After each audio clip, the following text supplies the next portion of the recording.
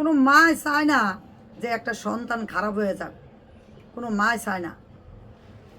যখন মনে করো এই যে ওর ক্যারিয়ারটা ছিল অনেক উচ্চ ক্যারিয়ার ছিল, ভালো একটা ক্যারিয়ারে ছিল, ও যদি লাইলার সাথে না মিলতো তাহলে ওর ক্যারিয়ারটা ধ্বংস হইতো না।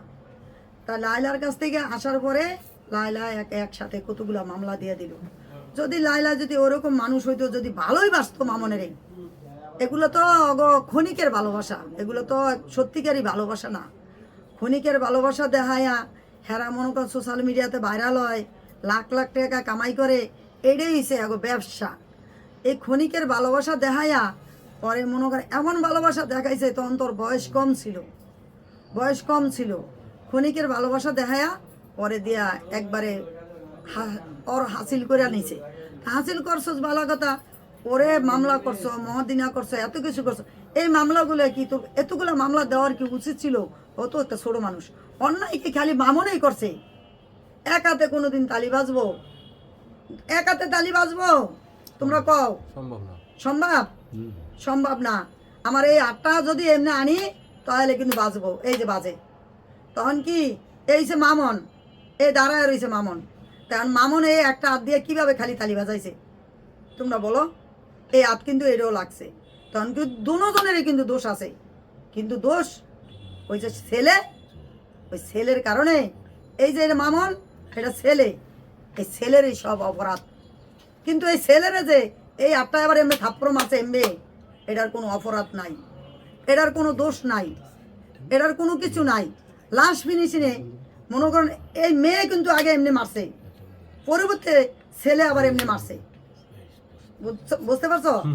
এই মেয়ে কিন্তু আগে এমনি মারছে, পরবর্তী কিন্তু ছেলে এমনি মারছে। তখন ছেলের দোষটাই হয়ে গেছে গা। কেন? ওই যে ছেলে,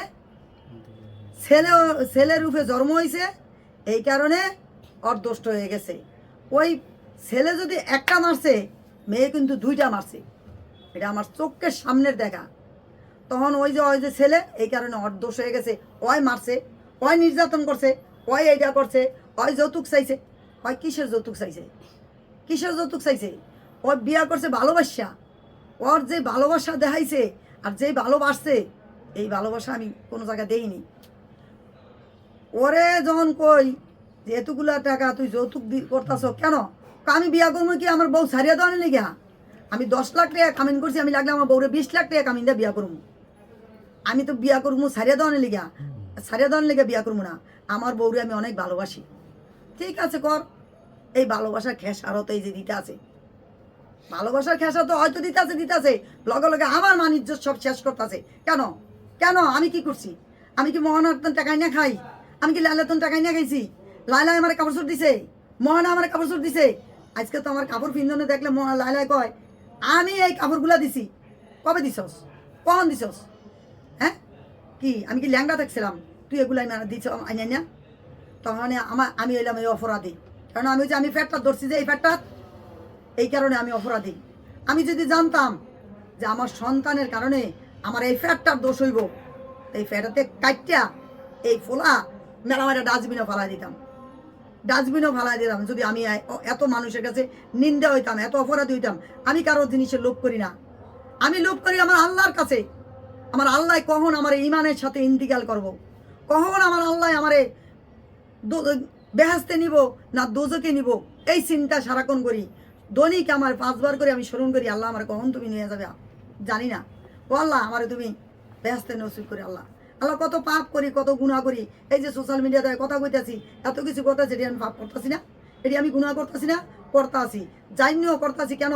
আমার ছেলেটারে বাঁচানোর জন্য। আজকে ছেলের কারণে আমি আজকে এইগুলো কইতেছি, নাহলে আমি কিচ্ছু কইতাম না।